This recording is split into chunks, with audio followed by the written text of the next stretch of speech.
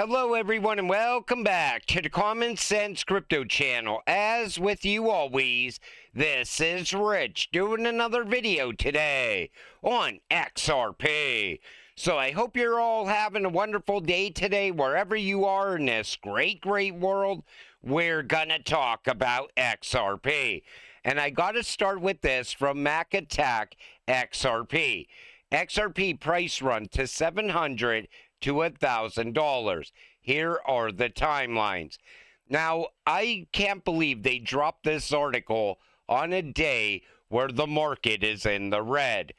But I don't agree with their timeline. They're saying that XRP is going to reach $1,000 somewhere between 2040 and 2050, and $700 sometime between 2035 and 2045. I think it's going to happen way before then, most likely by 2028. I believe that we are most likely 24 to 36 months away from mass adoption. And think about what the World Economic Forum said about tokenization. They're saying that $837 trillion worth of real-world assets are coming on chain by 2030. So think about how much is going to be on chain already by 2028, maybe $600 trillion. Then you look at Ripple unlocking Nostro-Vostro accounts, stealing business away from Swift along the way as well. The new financial system is going to be in place by 2028. 2030 was a deadline. It wasn't that's when everything's going to happen. It's going to happen before 2030. And if XRP is going to go to $700 to $1,000, I think it happens by 2028.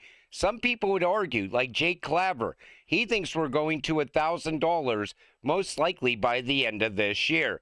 He's saying $2,500 early next year based on scarcity and demand.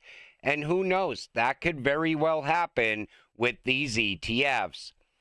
XRP Ledger Foundation Board Director explains why XRP price is down despite ETF launch. The reason this article dropped, in my opinion, is because every single day on X, you see people saying these ETFs are going to swallow up all the XRP on the exchanges tomorrow. They're going to be buying on the exchanges. They don't even realize that they're buying over the counter. They're not buying this XRP for these ETFs off the exchanges. And even in this article, they tell you ETF trading happens on the stock market, not crypto exchanges. But these ETFs are going to impact the price of XRP. It's just a matter of time, because they're taking XRP out of circulation. And when the over-the-counter desk run out of XRP, they will have no choice but to buy off the exchanges. I still believe we will see scarcity during this alt season, because you have institutional adoption, you have companies creating treasuries, you have ETFs. They're going to continue to get more and more momentum over the next couple of months. Mix that with retail FOMO, because the price is going up, all of a sudden we have a supply crunch and demand will still be rising. And maybe Jake Claver will be proven right. Let's see what happens from here. U.S. regulatory clarity is finally coming. Coinbase CEO Brian Armstrong says the crypto market structure bill is nearly done, with only 10% left before it clears committee by Thanksgiving. Take a listen to this. Yeah, well, we had great meetings with the Democrats in the Senate and on the Republican side today. And the good news is that there's strong bipartisan support and will to get this market structure legislation done. It's important for America, and the 50 million Americans who've used crypto want to see it get done. And so one date we heard floated was, let's try to get this markup done before Thanksgiving. I think that there's 90% of the issues are already aligned on and agreed, and there's draft text going back and forth, a lot of great cross-functional collaboration happening. that last 10% are the remaining issues, and everyone committed to get in the room together and work it out, and hopefully we'll see some draft text or get it out of committee by Thanksgiving. So everybody says you need to have laws in place before we get price appreciation. Well, it looks like it could possibly happen before Thanksgiving. I know if they get this passed and it ends up on the president's desk before Thanksgiving, he is signing that into law. It could happen that soon. That's another catalyst for utility-driven cryptocurrencies. This comes from CoinMarketCap. The parent company of South Korean exchange, Upbit, reported a 300% year-over-year increase in net profit in quarter three, from $40 million to $165 million, attributing the improved performance to rising trading activity. I wonder how much of that value came from XRP, because XRP has been crushing it on Upbit. South Korea absolutely loves XRP, and it shows in these numbers. Crypto investors remain most interested in Bitcoin, Ethereum, and Solana, with the fourth place probably going to XRP. Coinbase asset manager president Anthony Basile told Cointelegraph in a recent interview, and I think that guy's 100% wrong. I think most crypto investors are now interested in XRP. Some are mostly interested in Solana as well. I will give you that, but I think they're already looking past Bitcoin and ETH. BlackRock's IBIT has recorded its biggest one-day outflow in history, losing $463 million. And that's BlackRock's customers selling off their ETFs. I think they're selling off now to reposition into XRP ETFs. And I'm telling you, it's just a matter of time until BlackRock files for a spot XRP ETF. They're not going to miss out on that opportunity. You see the demand for these ETFs. You look at what happened with Canary. How could you just ignore that? BlackRock is going to make money in this space. They're going to announce an XRP ETF. It's just a matter of time. Year-to-date returns also prove Cointelegraph wrong. ETH, 2%. Bitcoin, 6%. Gold, 59%. Silver, 67%. XRP, 103%. The market already voted. Most people just haven't checked the scoreboard yet. That's year-to-date returns, and you could check that yourself. XRP is up 103% still from last year. And Bitcoin is not doing so good. Neither is ETH. I'm surprised, even with this surge on gold, that XRP is still outperforming gold right now. SMEs are waking up. Crypto payroll is coming, and XRP and stablecoins are at the center of it. You know, if you have a business, one thing that's very expensive is payroll. And this would make payroll much cheaper. So the cost and speed of crypto payroll are two of the most attractive features for SMEs. Traditional banks often charge high transaction fees and take a long time to process payments, which can create cash flow problems. XRP, on the other hand, enables instant cross-border payments, allowing businesses to pay employees quickly.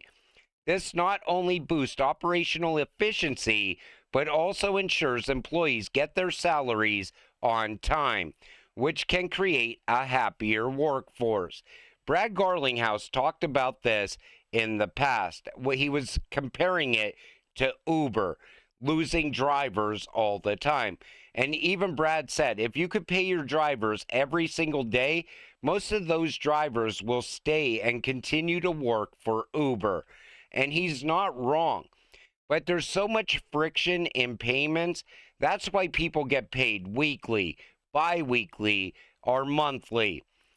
XRP is going to change that. Once we start seeing micropayments, people are going to be getting paid every minute of the day. Some people will definitely opt for that alternative. They'll say, I just want to get paid every second that I'm here or every minute that I'm here. Instead of punching a clock, it'll just be getting paid all throughout the day. And then when you leave, well, you already got paid for the day. But it's going to open up so many other possibilities as well. Gig workers and people that work overseas, this is great for them. Because think about it, you're doing work for a company that's maybe overseas, and you want to get that money quick. You don't want to wait for a check to come in the mail or maybe a wire transfer that's 3 to 5 days. And then you're taking a hit on the fees doing that wire transfer. This changes all of that. That's what's great about XRP. And that's why XRP is the future. By now, everyone must realize that banks are interested in DLT, and Ripple is one of those guiding names you hear of frequently. Ripple and Santander. This is a digital euro panel from yesterday. Take a listen to this. If you look at some of our big members, CaixaBank is investing $5 billion. And they're doing so to have very advanced customer services that are going to be AI-driven and cloud-based driven, right? You have Santander Bank that works with a company called Ripple that allows wealth management here in Germany. I don't know how many people are using it, but quite effective. And ING is also using blockchain technologies. So I think what we're seeing now is banks are at that pivotal point to decide, are we going to let this pass us by, or are we going to move quickly? And I think, considering who's sitting to my left, banks are moving very quickly, and that's a good thing. Now, what we'll get into later on, and not the regulations that the minister and excellent speech was outlining, we'll be looking at some of the very focused digital regulations, and what is the interplay with that now in this kind of new territory of creating digital. What has to happen is they have to get regulations in place in every single country for cross-border payments. And those regulations have to be very similar going from one country to another. And I think what's going to happen with Ripple over in Europe, I think we're going to see XRP moving that digital euro sooner than we think. The ECB has been working with Ripple for years. Even when Christine Lagarde was at the IMF, she was praising Ripple and Stellar the entire time. Remember that picture of Brad having a seat at the table with all those other bankers over there? They knew way back then that they were going to utilize RippleNet and XRP in the future. And the digital euro is now coming. The White House is reportedly reviewing a policy that would let the IRS access Americans' offshore crypto holdings. This raises serious concerns about privacy, overreach, and the future of financial freedom in the digital asset space. What happened to getting rid of the taxes on American-made cryptocurrencies? I would love to see that happen. But the fact that he never put a deadline on that, I knew it wasn't coming anytime soon.